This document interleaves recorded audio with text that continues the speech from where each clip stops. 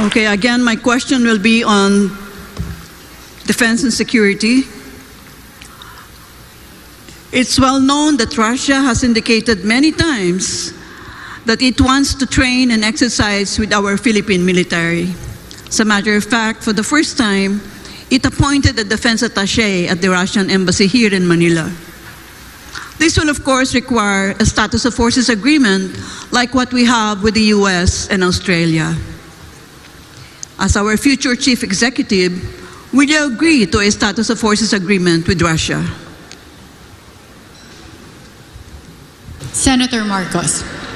Well, yes, we would have to look into what the status of forces agreement actually entails to our two countries between Russia and the Philippines, for the simple reason that it is an entirely novel concept for our two countries together. However, again, if we can see that there's an advantage to the Philippines for that, but you see, this is part of the effort that you, Professor, mentioned, that the superpowers are carving out against their spheres of influence. And in the same way as I spoke to you about the last question that concerned that, I do not think the spheres of influence model of the Cold War still applies. So we should be very wary of that. As a practical matter, if we are to train with all of those countries, then we could have a real logistical problem in our military, because the training is usually the beginnings of their hopefully supplying, or hopefully for the donor country, supplying us with military equipment. And so, yes, it is good perhaps that we see what the different doctrine, that I'm talking doctrine and military doctrines are. But I think we still have to decide at some point, and what they, as the engineers call it, we have to freeze the design of our military and say we have decided to go with these pieces of equipment and with this military doctrine. That's with those who we have trained with. Senator Marcos, time's up. Yeah, as an adjunct to your remarks, shouldn't we also abolish the AFP as it is configured presently? Because, you know, that was designed during the American occupation.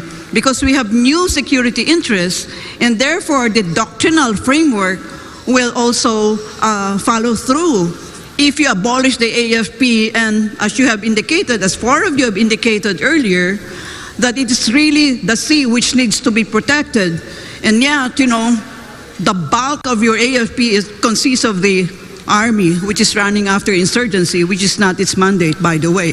So shouldn't you be abolishing the AFP and putting a little bit more manpower and equipment on the Marines and the Navy? Well, as you have articulated earlier. That is a question for our military planners and thinkers as to how which branch of the military should be beefed up, should be strengthened. But you will be the potential commander-in-chief of the Republic. Precisely. So that decision will really be on your desk, yes, not on the AFP. Yes, it will. And we will look at the situation at the time that these are being proposed. But again, we have to go back to the very practical matter of how our military operates.